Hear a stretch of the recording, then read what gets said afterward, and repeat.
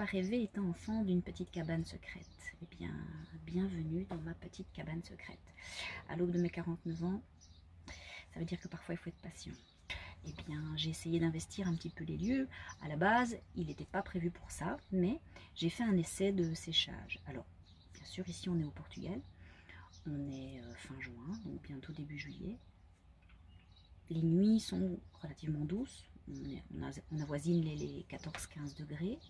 La journée, ça peut aller de 22-23 jusqu'à 32-33, voire même plus. Ce qui veut donc dire que pour un séchage, ici, c'est possible. La même chose en Belgique, avec des nuits humides, ça ne le serait pas. Alors, j'y sèche ma sauge blanche. Et j'y ai séché donc, la sauge, j'y ai séché du romarin, de la lavande qui pousse ici tout à fait naturellement, c'est la lavande papillon. Et comme on était au solstice d'été, le millepertuis. Et c'est avec ça, pour le moment, que je fais mes bâtons de fumigation. Je dis pour le moment, pourquoi? Parce que je profite des plantes qui sont donc disponibles naturellement dans l'environnement.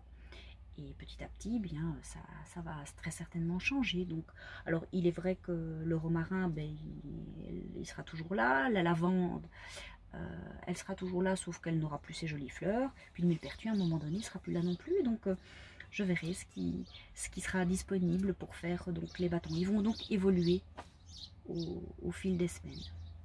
Alors, comment je fais?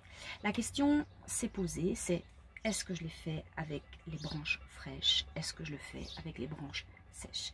J'ai essayé les deux. Vous en avez un ici qui a été fait hier à base de branches tout à fait semi-fraîches parce qu'elles avaient quand même pré-séché quelques heures.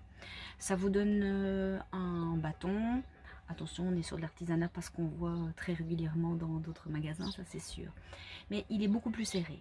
Sinon, les secs, ça peut donner à peu près ceci. Vous voyez ? Voilà. Il est encore un peu plus artisanal, on dira. Mais en tout cas, en termes de fumigation, il a été testé hier et il fonctionne très très bien. Alors, je vous montre comment je procède.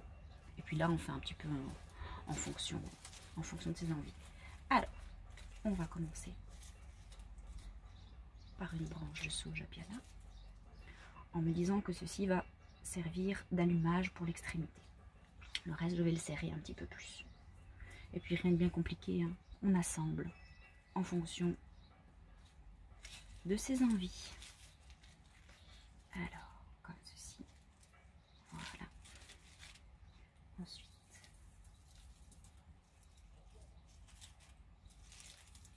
un peu de lavande. Et mon millepertuis. J'aime bien qu'il dépasse un petit peu. Ça devrait le faire. Alors maintenant, si je m'arrête là, bien il ne va pas être assez étoffé puisque je vais devoir le serrer.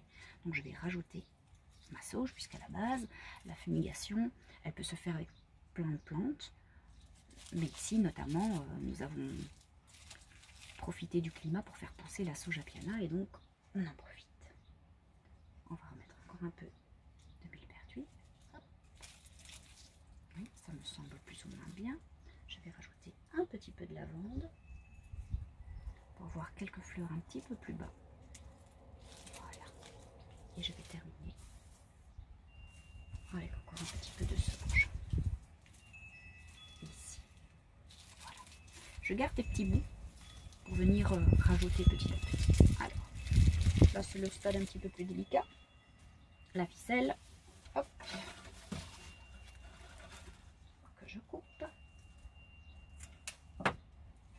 Soupe. Et je viens l'assembler en la doublant et en mettant les deux extrémités dans la boucle qui se forme. Là, on va bien serrer tout ça. Alors, on va travailler d'abord avec une seule. Mais je vois déjà ici que mon bouquet risque d'être un petit peu trop fin. Donc, je vais desserrer la boucle et je vais y rajouter une branche plus petite qui me reste ici de romarin, une branche un peu plus petite, une extrémité de sauge pour pour qu'on puisse utiliser en termes de purification jusqu'au bout. Et pourquoi pas, regardez, j'ai un petit morceau là qui me reste de millepertuis. Et bien je vais, en fait, un peu, c'est le même principe que faire un bouquet champêtre. Alors là, on a un peu peur de la casser, mais tous les petits morceaux, je les récupère sur un petit essuie que j'ai sur les genoux et que je vais pouvoir réduire en poudre. Et à ce moment-là, je pourrais aussi faire une purification en brûlant ces petits morceaux sur un charbon à ce moment-là allumé. Alors, on est parti. Je serre bien et je vais le maintenir dans l'autre sens. C'est le démarrage qui est, à mon sens, un petit peu plus compliqué. Il peut s'en mêler un peu les pinceaux.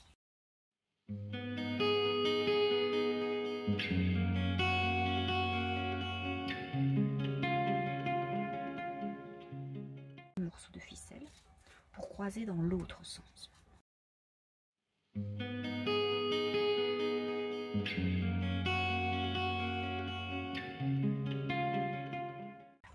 Alors là, maintenant, je vais récupérer ma deuxième ficelle. Et à l'extrémité, oui, je vois déjà que ce morceau-ci est vraiment trop long. C'est pas grave, je l'intégrerai dans un autre bâton. Je vais donc l'enlever.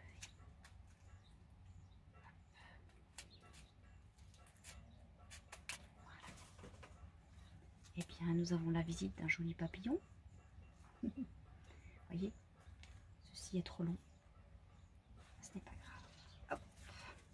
Je vais donc terminer en croisant bien et en laissant à l'extrémité, comment je dirais, à la belge, une petite flouche, un petit nœud en tout cas pour terminer. Voilà. Je serre bien.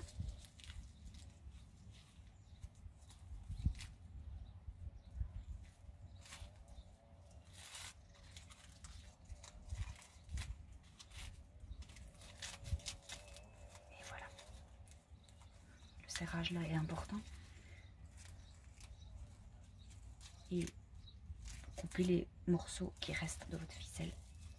Hop, comme ceci.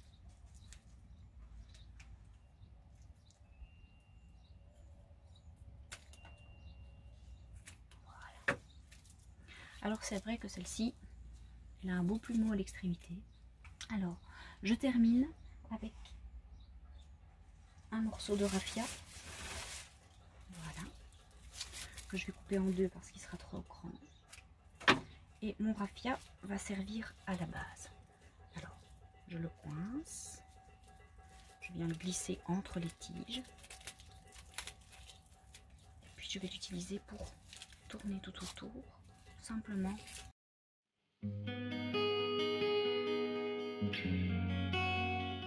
L'excédent avec mes ciseaux. Sécateur, ça dépend de la grosseur de vos tiges.